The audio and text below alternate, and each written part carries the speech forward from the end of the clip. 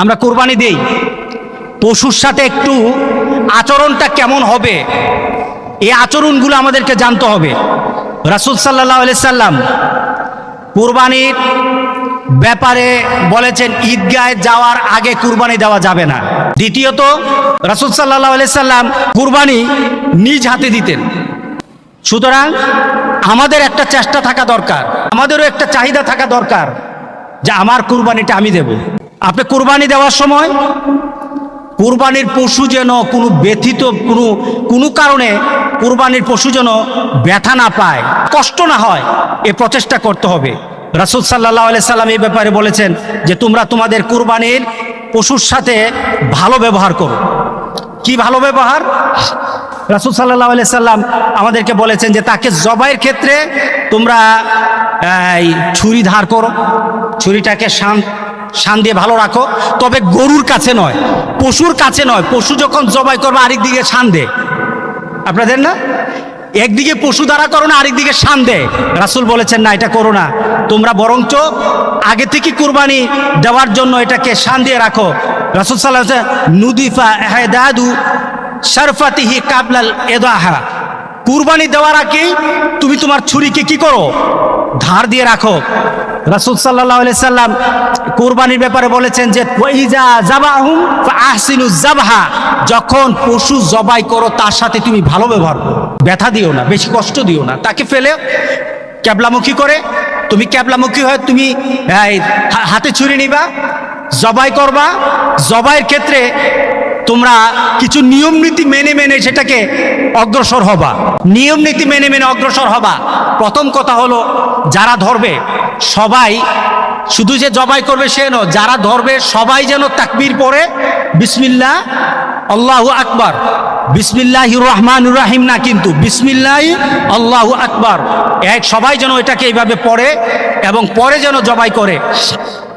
সবাইকে পড়তে হবে, যারা ধরা থাকে সবাইকে পড়তে হবে। কোরবানি দেওয়া হলো, কোরবানি দেওয়ার সময় কোরবানির পশুর 4টা রগ যেন কেটে যায়। কয়টা রগ? 4টা রগকে যেন কাটা হয়। সেটা হলো শ্বাসনালী, খাদ্যনালী এবং এটার দুপাশে 2টো রগ আছে, এই 2টা রগ কাটতে হবে। এই রগগুলি কেটে আপনাকে কুরবানি সম্পূর্ণ করতে হবে। তবে আমাদের সমাজে আমরা একটা ভুল কাজ করি, এটাতে কিন্তু কুরবানির অনেক সমস্যা হয়ে যেতে পারে।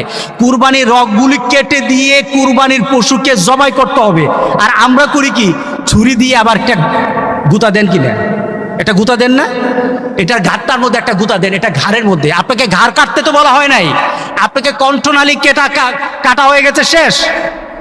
আপনার দুটোর আরো বাকি 3টা রগ কাটা হয়ে গেছে, শেষ। এটা আস্তে আস্তে নিস্তেজ হয়ে যাবে। কিন্তু আমরা কি করি, ছুরি দিয়ে একটা ভালো করে গুতা দিই। এই গুতা দেওয়া যাবে না।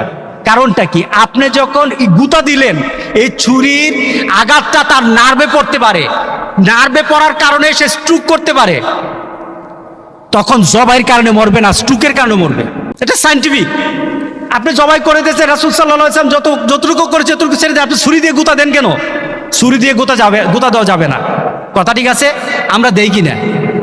দেওয়া যাবে না, জেনে নেন। আরেকটা কথা হলো, জবাই করে দিলেন, এমন কিছু ব্যক্তিকে আনলেন জবাই করার জন্য, কসাই হিসেবে আনলেন, অথবা বন্টন করে এটাকে কুটে দেওয়ার জন্য কিছু লোককে নিয়ে আসলেন। তারা কি করলো? সময় তাড়াতাড়ি আরেকটা করতে হবে, এটা তাড়াতাড়ি ছুলাতে হবে। কি করে? জবাইটা করেই তার পাগুলি কেটে দে। এই জুলুমটা করা যাবে না, এটা জুলুম। কারণ তার জানটা কিন্তু এখন আছে, আপনি তার উপর আঘাতের পর আঘাত দিচ্ছেন। যতক্ষণ পর্যন্ত নিথর না হবে ততক্ষণ পর্যন্ত কি করা যাবে না? কি করা যাবে না? চামড়া ছোলানো যাবে না। আপনি পাগুলি, পায়ের যে খুরের এখানে কেটে দেন, তার উপর কষ্ট হয় কিনা? রাসূল বলছেন ইহসান করো, আর আপনি দেন এটার মধ্যে জবাই করে, আরো জবাইয়ের পর জবাই করেন কিনা, বলেন তো দেখি। হচ্ছে না?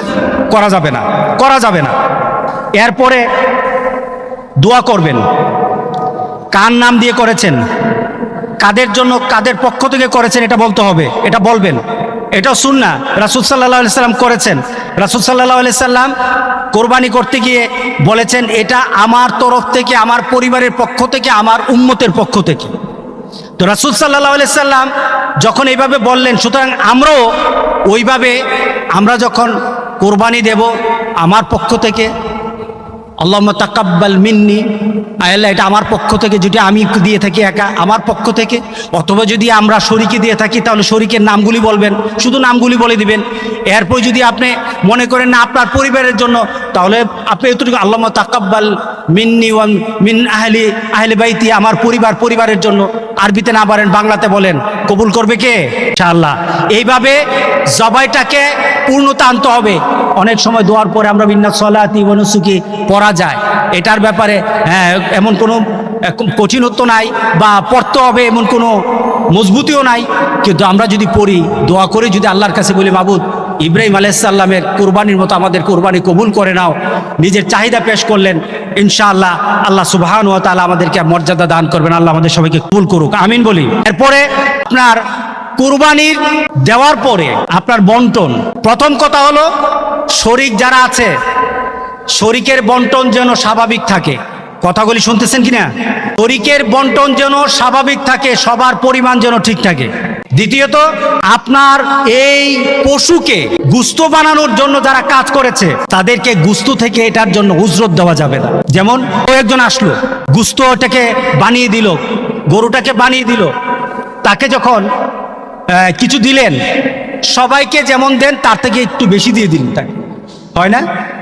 না, তার জন্য আপনাকে আলাদাভাবে তার পরিমাণটা, তাকে যদি আপনি দিতে চান তাহলে আলাদাভাবে টাকা দিবেন, এটা থেকে উজরত দেওয়া যাবে না। এটা থেকে অন্যের জন্য যা তাকে ওই পরিমাণই দিবেন। এরপরে যদি আপনি মনে করেন সে আমার আত্মীয়, আপনি অন্যভাবে দেন, কিন্তু এটা কুটানোর কারণে তার গুস্তের পরিমাণ বাড়বে না, খেয়াল রাখতে হবে। এটা থেকে উজরত দেওয়া যাবে না, উজরত আপনাকে দিতে হবে আলাদাভাবে টাকা। আমরা দেই কি না? দেই না? সে কুরবানি আমাকে গত বছর চিরাং থেকে একজন ব্যবসায়িক ফোন দিয়ে, হুজুর আপনি যে বললেন দেওয়া যাবে না, আমার আলোচনা শোনার পর বলল, হুজুর আপনি যে বললেন, তো এখন কি করি, আমার ড্রাইভার সবাই থাকে, তাদেরকে একটু বেশি না দিলে হয় না? আমি কি, না বেশি দেওয়া যাবে না, তাদেরকে বলেন তোমাদেরকে আমি গুস্তের পরিমাণ ঠিক রাখবো, কিন্তু অতিরিক্ত টাকা দিয়ে দেবো, তাদেরকে বলে রাজি করতে হবে, আর পরিমাণ সবার জন্য এক থাকতে হবে, দানের ক্ষেত্রে সবার জন্য এক রাখতে হবে। এই হলো একটা কথা। এরপরে আপনি কোরবানির গোশতকে আপনি বন্টন করতে পারেন। বন্টন করবেন কিভাবে?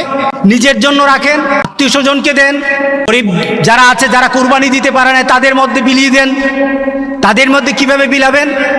বর্তমানে আমি তো মনে করি কোরবানির সিজনে, এই কোরবানির সিজনে কেউ ফ্রিজ মোমেন্টরা কিনবে না। কোরবানির সিজনে মোমেন্টরা ফ্রিজ কিনবে না, বরঞ্চ আমি মনে করি কুরবানির এই সিজনে মোমেনরা চিন্তা করবে আমার ঘরে পরিমাণ মতো আগের মতো স্বাভাবিকভাবে যতটুকু গুস্ত থেকে তার বাইরে আমি গুস্ত রাখবো না, কারণ বর্তমানে আমার দেওয়ার ক্ষমতা আছে, অনেকের দেওয়ার ক্ষমতা হয় নাই, ঠিক না? বিলিয়ে দেওয়া দরকার, বিলিয়ে দেওয়া দরকার। আপনার কুরবানিকে আল্লাহর দরবারে গ্রহণীয়তার জন্য এটা অত্যন্ত একটা বিরাট সুযোগ। এই সুযোগকে কাজে লাগাই, এই সুযোগকে কাজে লাগিয়ে চলুন। আমরা আমাদের পাড়া প্রতিবেশী, গ্রামবাসী, এলাকার কাদের বাড়িতে কোরবানির গোশত যায় নাই, কোরবানির গোশত হয় নাই, সে তার কষ্টটা আপনি বুঝবেন না, যারা দেই আমরা বুঝবো না, তার কতটুকু ব্যথা, তার মনের মধ্যে কতটুকু কষ্ট আমি দিতে পারি নাই। আমরা তাদের সাথী হব ইনশাআল্লাহ। আমরা যারা কোরবানি দিই আমরা তাদের সাথী হব ইনশাআল্লাহ। বলি ইনশাআল্লাহ, বলি ইনশাআল্লাহ আমরা তাদের সাথী হব। আল্লাহ যেন আমাদের সবাইকে তৌফিক দান করে দেয়।